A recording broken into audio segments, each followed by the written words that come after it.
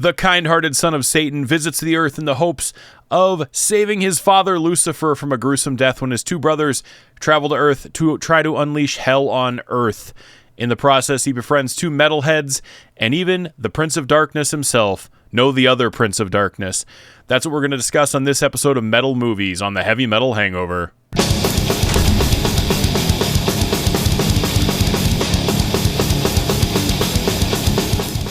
Welcome back to the Heavy Metal Hangover. I am Rex, and this week we're going to talk about the movie Little Nicky.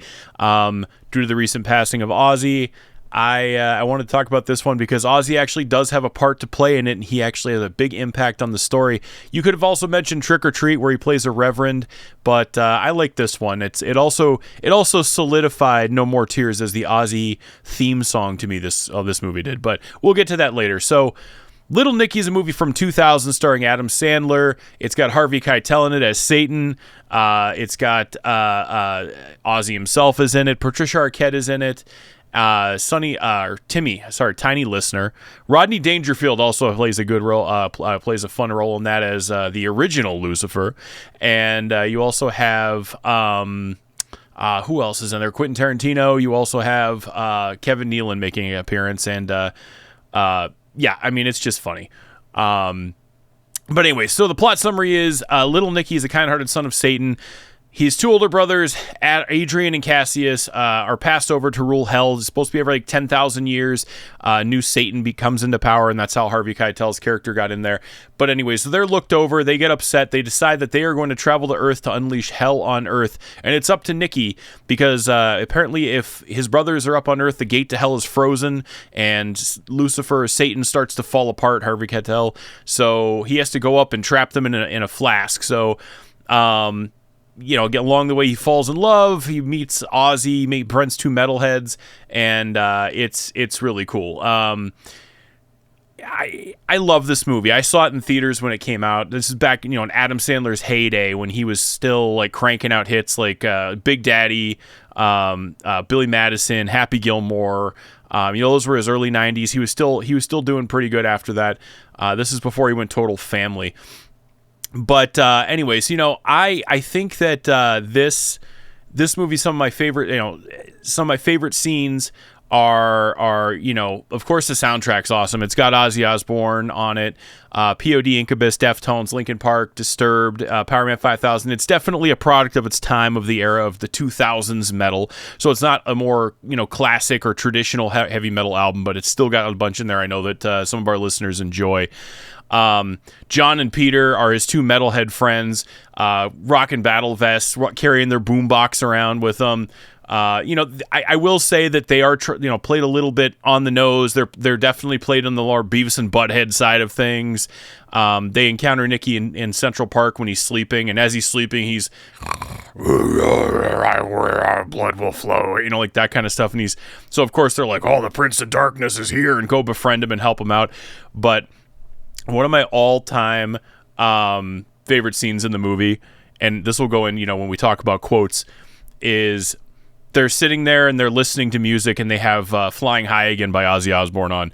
And, I think it was John or Peter, I forget which one, is like, what's Ozzy trying to say here? And of course, Little Nicky goes, the Ozman was always straightforward with his message, John. The Blizzard always came straight with his messages, but wrap your head around this. And he pulls a Chicago album out and puts it on. And then he starts playing it backwards, and it says, I command you in the name of Lucifer to spread the blood of the innocent. And of course you have Peter over there. Whoa, Chicago kicks ass. So it's just one of my all-time favorite scenes in any movie. With all of the backtracking, Judas Priest was in trouble for that for a while. There's Ozzy accused of doing the whole, getting people to do things, and then you turn that joke on its head, and there's Chicago. You also have, a little scene where Little Nicky tells his father he's been working on the Monsters of Metal compilation, curating a perfect mixtape for him. There's just a lot. There's Running with the Devil, Highway to Hell, a lot of cliches, a lot of bands in there that you're playing into your cliches of rock music. Little Nicky's room is covered with heavy metal posters. There's Metallica Load era posters up there, and a lot of cool stuff. Ozzy posters, of course. But I think the best scene ever is in the climax of the film where he's about to be defeated. His brother, the last brother he has to capture, turns into a bat and starts flying around, and it's almost the stroke of midnight where everything becomes permanent. And he was given a globe by his mother. I won't ruin the whole plot, but he's given a globe by his mother. He drops it, and all of a sudden you hear doo-doo-doon, doon, doo-doo-doon, doon, doo-doo-doon, doo-doo-doon, and Ozzy comes up out of nowhere. And Little Nicky, of course, is like, wow, Ozzy. Ever since I've seen that scene where No More Tears starts playing, to me, that will always be the Ozzy theme song. Like, whenever I think of Ozzy, I'm always going to think of doo-doo-doon, doon, doo-doo-doon, doon, doo-doo-doon. It's just, that's going to forever associate with that with me whenever I think of Ozzy now. But, of course, Ozzy catches his brother, and what does he do? He bites the head off the bat and spits it in the urn, saves the day. So Ozzy's actually the one that saves the day in this movie. And then, of course, Little Nicky has to return to hell, and being as that he's alive on Earth, they have to figure out a way to send him back to hell. So, of course, Ozzy walks up with a big rock and says, "Here, hit him with this." So it's a great movie. It's really funny. Lots of cool, like, heavy metal moments in there if you're a metalhead. Some of my favorite quotes are, he's learning how to eat for the first time, and he decides to get Popeye's chicken. Wow, Popeye's chicken's effing awesome. I love that line. He's running around the New York City, telling everybody, get in the flask, because he's got to capture his brothers in the flask, and he just gets punched out, and people, like, attack him. He gets into a pillow fight. This is the kind of silliness in this movie. He gets into a pillow fight, and he's doing, like, the nunchuck move. He goes, "I'm sleeping, or am I?"